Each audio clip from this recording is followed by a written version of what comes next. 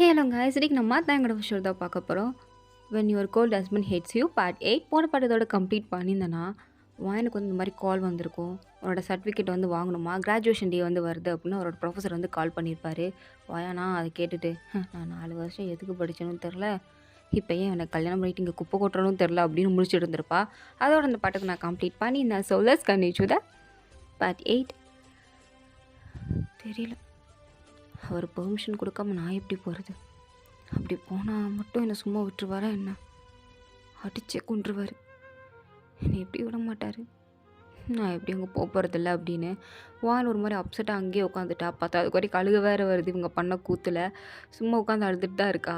அப்படியே எங்கள் காரில் காமிச்சா செக்யூரிட்டி விடாமல் தேங்கியே பார்த்துட்ருக்கா. தேங்கும் கட்டுப்பாயிடுச்சு. எதுக்கு நம்மளே பார்த்துட்ருக்கா அப்படின்னு கடுப்பாகி, எதுக்கு என்னையே பார்த்துட்ருக்க? என்ன வேணும்?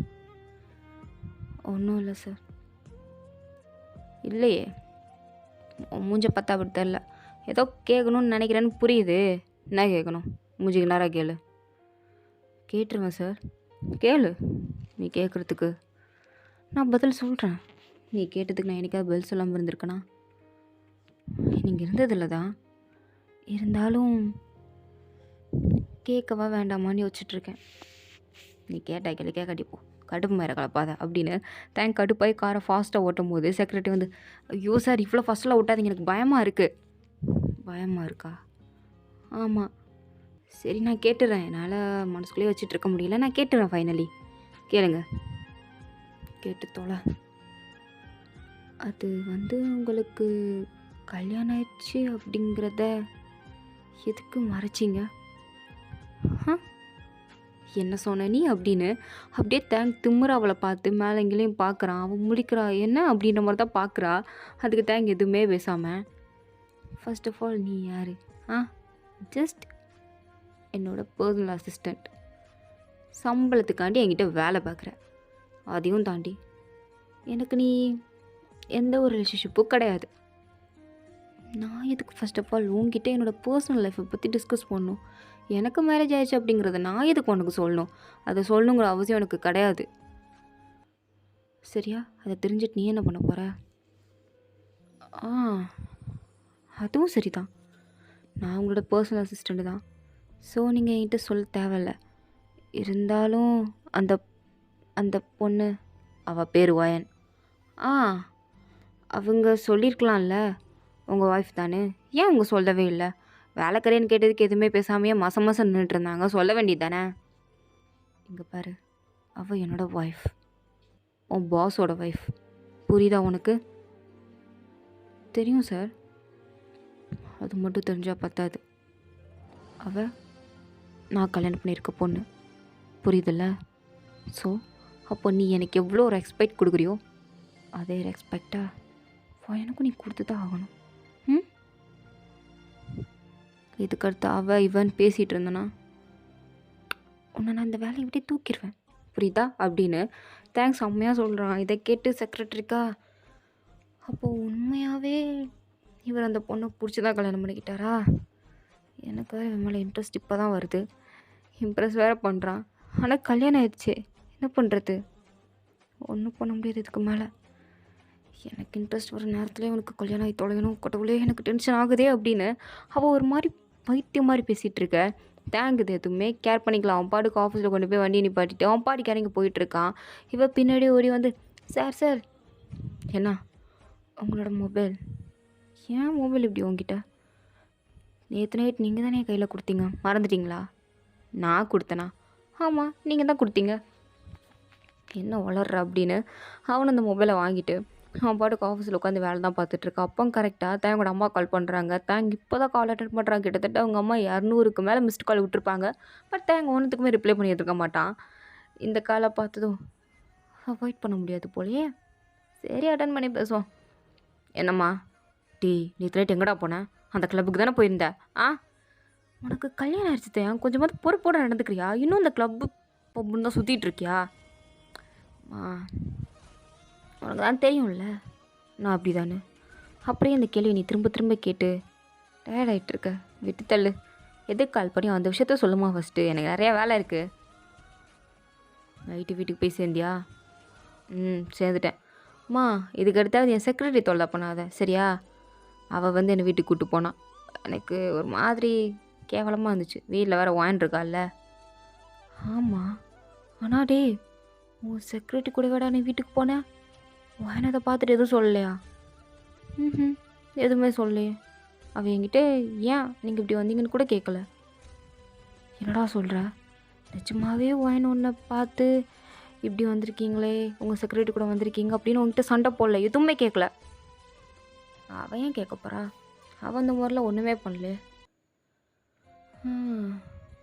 கொடுத்து வச்சோண்டா நீ. இதுவே உங்கள் அப்பா மட்டும் இந்த மாதிரி ஒரு காரியம் பண்ணியிருக்கட்டும், உங்கள் அப்பா தலையை துண்டை வெட்டி இருந்திருப்பேன், அப்படி சாமியாடி இருந்திருப்பேன்.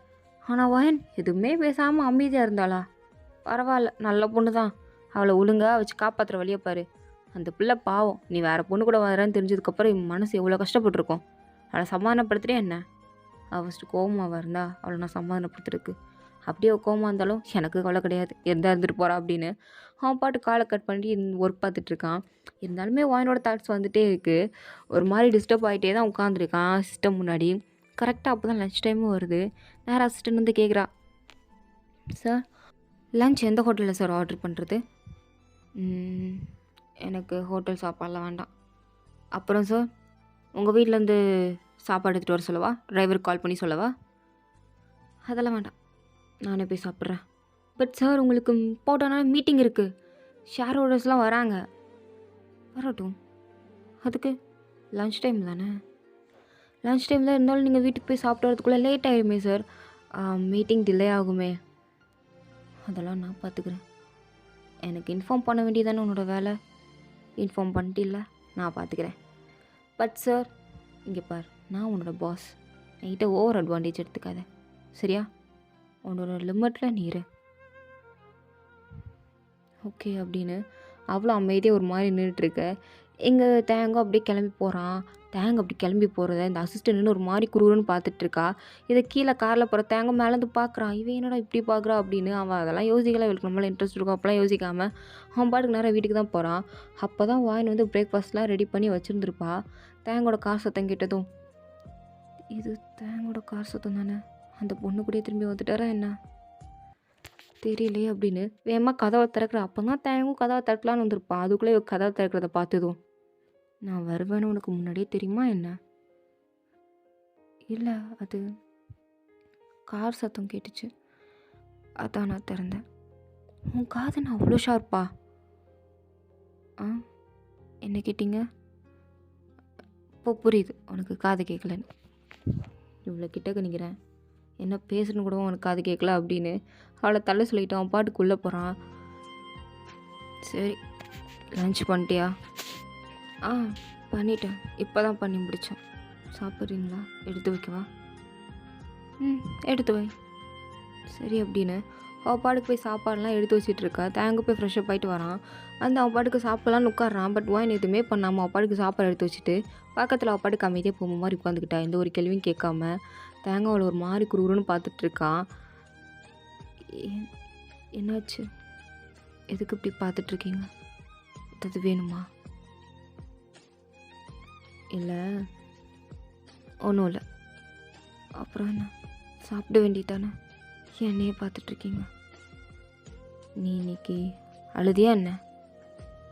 இல்லையே, நான் ஏன் அழுக போகிறேன்? நானும் அழுகலை. உன் ஃபேஸை பார்த்தா அப்படி தெரில, எங்கே என்னை பார்த்து சொல்லு. இல்லை, நான் எதுவும் அழலாம் இல்லை, நீங்கள் சாப்பிடுங்க. அது எனக்கு தெரியும், நீ என்னை பாரு ஃபஸ்ட்டு. என்ன? நீங்கள் ஃபஸ்ட்டு சாப்பிடுங்க. அதெல்லாம் எனக்கு தெரியும். ஆமாம், நேற்று நைட் நான் என் செக்ரட்டரி கூட வந்தேனே, நீ எதுவும் தப்பாக நினச்சியா என்ன? என்ன கேட்டிங்க? உனக்கு காது கேட்காதா? திரும்ப திரும்ப சொல்லணுமா? ஒரு வாட்டி தான் சொல்லுவேன், புரிஞ்சுக்கோ சரியா? நேற்று என் செக்ரட்டரி கூட நைட்டு ஒரு மாதிரி போதையாகி வந்தாலே, நீ ஏதாவது தப்பாக நினச்சிக்கிட்டே என்ன? நான் தப்பாக நினச்சா என்ன, தப்பாக நினைக்கலாம் உங்களுக்கு என்ன? உங்களுக்கு தான் அதை பற்றி கொஞ்சம் கூட கேர் கிடையாது, அப்புறம் என்ன அப்படி நினைக்கணும்? நினச்சியா இல்லையா? தெரியல எனக்கு, நான் என்ன நினச்சேன், ஆனால் எனக்கு கஷ்டமாக இருந்துச்சு அப்படின்னு சொல்லிட்டு அப்பாட்டுக்கு அழுக ஆரம்பிச்சிட்டா. தேங்க் பார்க்குறான், இது என்ன டாப்பா, புழு புழுன்னு தண்ணி வந்துகிட்டே இருக்கும் கண்லேருந்து அப்படின்ற மாதிரி.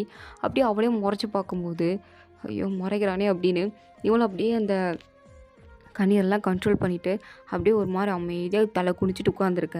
அவன் அப்படியே ஒரு தலையை நிமிர்த்தி பார்க்குறான். கண்ணு ஃபுல்லாக அவ்வளோ ரெட்டாக இருக்குது. அழுது ஃபேஸே லைட்டாக வீங்கி போயிருக்கு, ரெட்டிஷாகவும் ஆயிருக்கு. தேங்க் என்ன சொல்கிறதுனே தெரில, எதுக்கு இப்படி அழுதுருக்கானும் புரியல அவனுக்கு. அப்படியே அவளையே பார்த்துட்டு, நீ ஒன்றும் அழலாம் வேணாம் என்ன, நீ அழுற அளவுக்கு எனக்கும் அவளுக்கு ஒன்றும் கிடையாது சரியா. ஒரு நாள் ஃபுல்லாக ரூமில் இருந்தோம் தான், அவளை நீ நினச்சி தான் நான் கட்டி பிடிச்சேன் சரியா. அது போதையில் எனக்கு சரியாக தெரில, உன்ன மாதிரி தெரிஞ்சா ஜஸ்ட் கட்டி தான் பிடிச்சேன், வேறு ஒன்றும் பண்ணல. உங்ககிட்ட இருந்த மாதிரிலாம் நான் யார்கிட்ட இருந்ததில்லை. ஸோ அதனால் நீ அழ வேண்டாம் அப்படின்னு சொல்லிட்டு அவன் பாட்டுக்கு சாப்பிட்றான். அவனுக்கே தெரில நம்ம இதுக்கு விட்டு இப்போல்லாம் சொல்கிறோம் அப்படின்னு. அவனே யோசிச்சுட்டு சாப்பிட்டுட்டு இருக்க. வானுக்கு இது கேட்டதும் லைட்டாக ஒரு மாதிரி சின்ன ஸ்மைல் வருது. அப்படியே சின்னதாக ஸ்மைல் பண்ணுறா. தேங்க அப்படியே பார்க்குறான், என்ன இவ சிரிக்கும் போது இவ்வளோ அழகாக இருக்கா அப்படின்னு. அவளே பேனு பார்த்துட்ருக்க. வேணும் தண்ணி வேணுமா அப்படின்னு தண்ணி எடுத்துகிட்டு வந்து கொடுக்குறா. மறுபடியும் பேச உம்முன்னு வச்சுக்கிறா. சிரிச்சா அழகாக இருக்கா, ஆனால் ஏன் சிரிக்க மாட்டேங்கிறா, உம்முன்னு இருக்கா. ஐயோ நான் எப்போ இவ்வளோ பற்றி பார்த்துட்ருக்கேன். சே சாப்பிடு, போயும் தேவை இவகிட்டெல்லாம் விழுந்து தொலைஞ்சிடாத, ஒழுங்காக சாப்பிடு அப்படின்னு. அவனும் நல்லா சாப்பிட்றான். ரொம்ப நாள் கழிச்சு எப்போயுமே லஞ்ச் வந்து ஹோட்டலில் தான் ஆர்டர் பண்ணி சாப்பிடுவான். ஸோ இன்றைக்கி வீட்டு சாப்பாடு சாப்பிட்டது தேங்கே பிடிச்சி போச்சு. நல்லா சாப்பிட்டுட்டு, சும்மா சொல்லக்கூடாது, நல்லாவே சமைக்கிறேன்.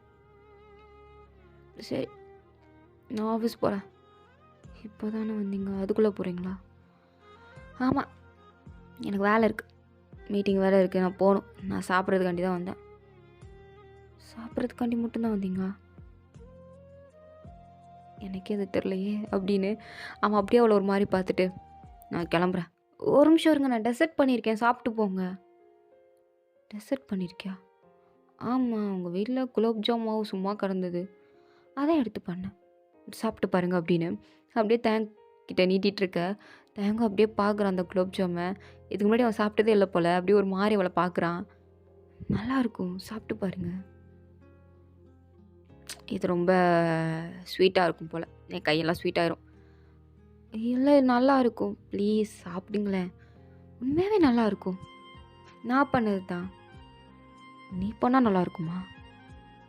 ஏன் லஞ்சு கூட நான் தான் பண்ணேன், நல்லாலே என்ன, நல்லா இருந்துச்சுல, இதுவும் நல்லாயிருக்கும், எனக்காண்டி இல்லை முறைக்காதீங்க, வேண்டானா விட்டுருங்க, உங்களுக்கு பிடிக்கலன்னா வேண்டாம் அப்படின்னு. அவள் அப்படியே வேண்டானா விடுங்க அப்படின்னு மாதிரி நின்றுட்டு இருக்கும்போது, கையெல்லாம் ஒரு மாதிரி ஆயிரும், அதான் வேண்டான்னு சொல்கிறான் அப்படின்ற மாதிரி தேங்கும் பார்க்குறான்.